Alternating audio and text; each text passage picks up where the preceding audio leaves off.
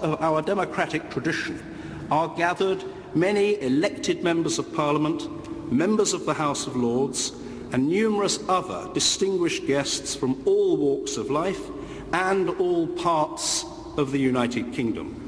On behalf of everyone here, I warmly welcome you and invite you to address us.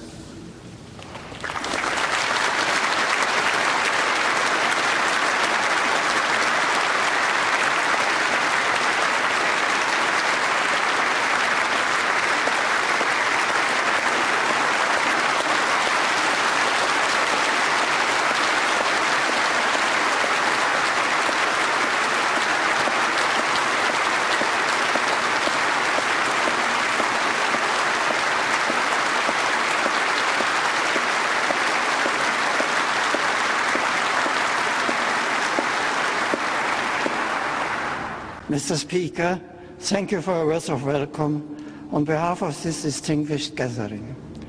As I address you, I am conscious of the privilege afforded me to speak to the British people and their representatives in Westminster Hall, a building of unique significance in the civil and political history of the people of these islands. Allow me also to express my esteem for the Parliament which has existed on this site for centuries, and which has had such a profound influence on the development of participative government amongst the nations, especially in the Commonwealth and the English-speaking world at large. Your common law tradition serves as a basis of legal systems in many parts of the world, and your particular vision of the respective rights and duties of the state and the individual, and of the separation of powers, remains an inspiration to many across the globe. As I speak to you in this historic setting, I think of the countless men and women down the centuries who have played their part in the momentous events that have taken place within these walls and have shaped the lives of many generations of Britons and others besides. In particular, I recall the figure of St. Thomas More, the great English scholar and statesman who is admired by believers and non-believers alike for the integrity with which he followed his conscience, even at the cost of displeasing the sovereign whose good servant he was, because he chose to serve God first. The dilemma which faced More in those difficult times, the perennial question of the relationship between what is owed to Caesar and what is owed to God, allows me the opportunity to reflect with you briefly on the proper place of religious belief within the political process. This country's parliamentary tradition owes much to the natural instinct for moderation, to the desire to achieve a genuine balance between the legitimate claims of government and the rights of those subject to it. While decisive steps have been taken at several points in your history to place limits on the exercise of power, the nation's political institutions have been able to evolve with a remarkable degree of stability.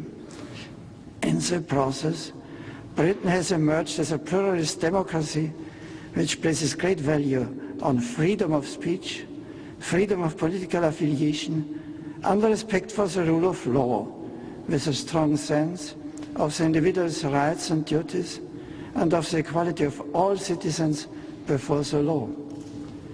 While couched in different language, Catholic social teaching has much in common with its approach, and its overriding concern to safeguard the unique dignity of every human person created in the image and likeness of God, and in its emphasis on the duty of civil authority to foster the common good. And yet, the fundamental questions at stake in Thomas More's trial continue to present themselves in ever-changing terms as new social conditions emerge. Each generation, as it seeks to advance the common good, must ask anew, what are the requirements that governments may reasonably impose upon citizens, and how far do they extend? To appeal to what authority can moral dilemmas be resolved? These questions take us directly to the ethical foundations of civil discourse. If the moral principles underpinning the democratic process are themselves determined by nothing more than social consensus, then the fragility of the processes becomes all too evident. Herein lies a real challenge for democracy. The inadequacy of pragmatic, short-term solutions to complex social and ethical problems has been illustrated all too clearly by the recent global financial crisis. There is widespread agreement that the lack of a solid ethical foundation for economic activity has contributed to the grave difficulties now being experienced by millions of people throughout the world. Just as every economic decision has a moral consequence, so too in the political field. The ethical dimension of policy has far-reaching consequences that no government can afford to ignore. A positive illustration of this is found on one of the British Parliament's particular noble achievements, the abolition of the slave trade. The campaign that led to this landmark legislation was built upon firm ethical principles rooted in the natural law, and it has made a contribution to civilization of which this nation may be justly proud. The central question at issue then is this: where is the ethical foundation for political choices to be found? The Catholic tradition maintains that the objective norms governing right action are accessible to reason, presiding from the content of revelation.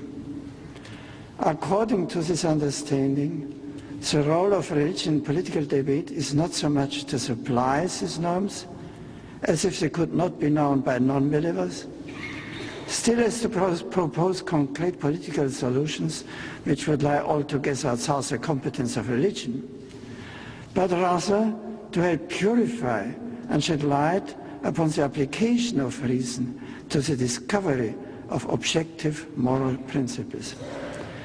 This corrective role of religion vis-à-vis reason is not always welcomed, so partly because distorted forms of religion such as sectarianism and fundamentalism can be seen to create serious social problems themselves. And in their turn, the distortions of religion arise when insufficient attention is given to the purifying structure and role of reason within religion.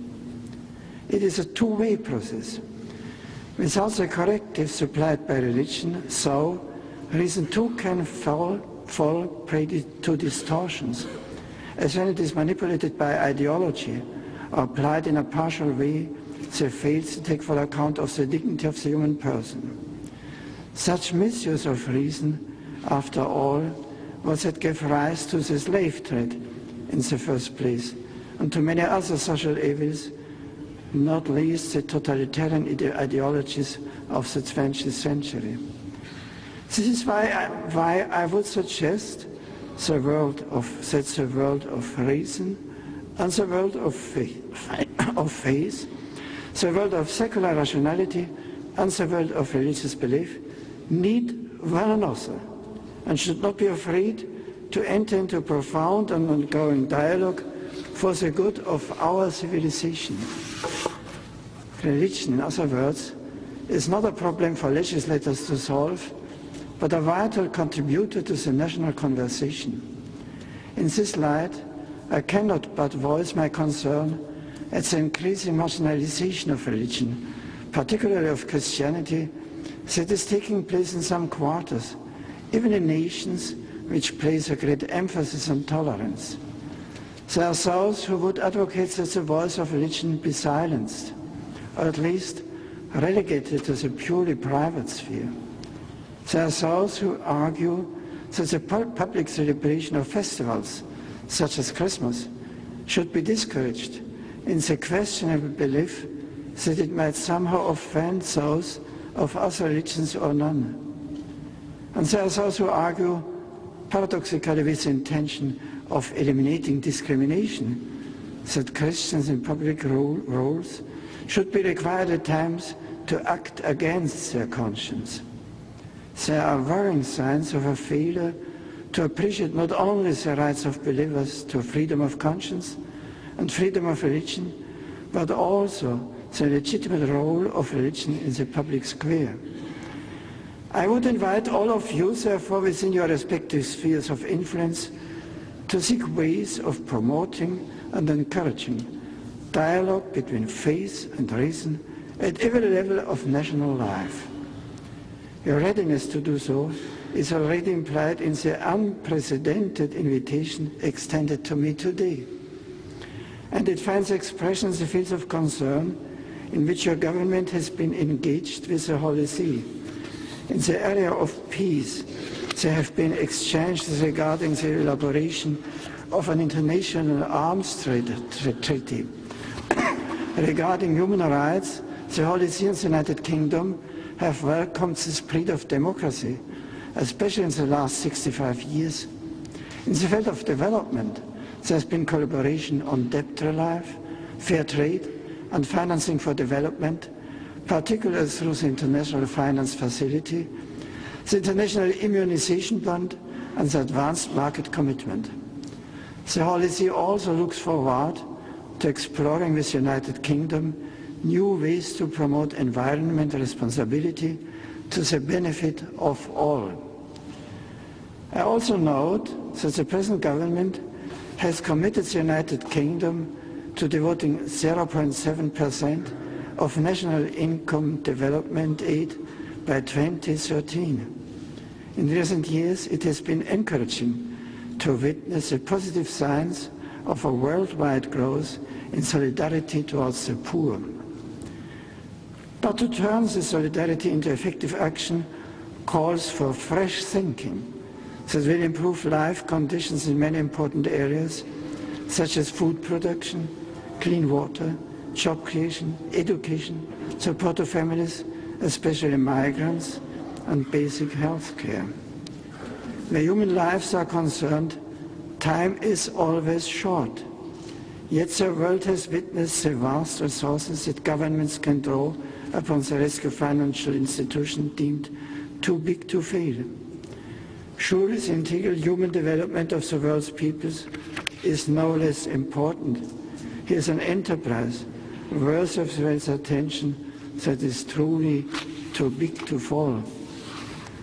The overview of present cooperation between the United Kingdom and the Holy See illustrates well how much progress has been made in the years that have passed since the establishment of bilateral diplomatic relations in promoting throughout the world the many core values that we share.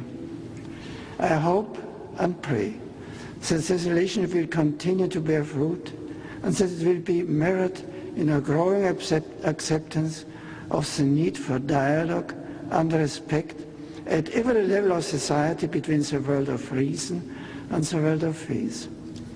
I am convinced that within this country too, there are many areas in which the Church and the public authorities can work together for the good of citizens in harmony with this Parliament's historic practice of invoking the Spirit's guidance upon those who seek to improve the condition of all mankind.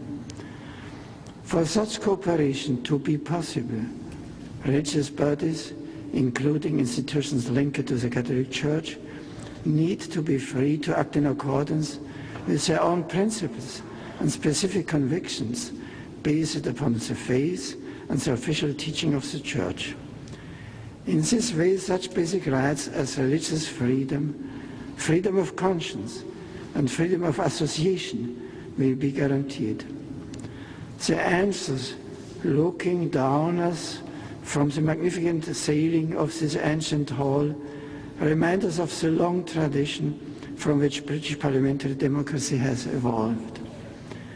They remind us that God is constantly watching over us to guide and protect us, and they summon us to acknowledge the vital contribution that religious belief can remind us that God is constantly watching over us to guide and protect us, and someone's acknowledge the vital contributions that religious belief has made and can continue to make to the life of this nation. Mr. Speaker, I thank you once again for this opportunity briefly to address the distinguished audience. Let me assure you and the Lord Speaker of my continued good wishes and prayers for you and for the fruitful work of both houses of this ancient Parliament. Thank you, and God bless you all.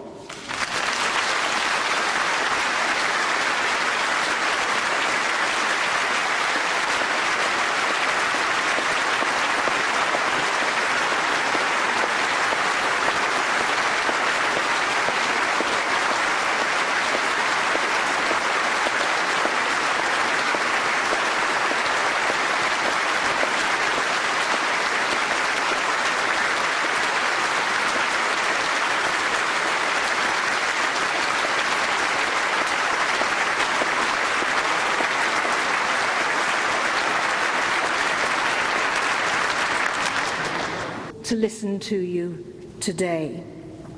It has been a truly memorable occasion, and we hope that your visit to the United Kingdom will equally be a memorable event for you. Once again, our thanks and our best wishes for the rest of your visit to this country. Thank you.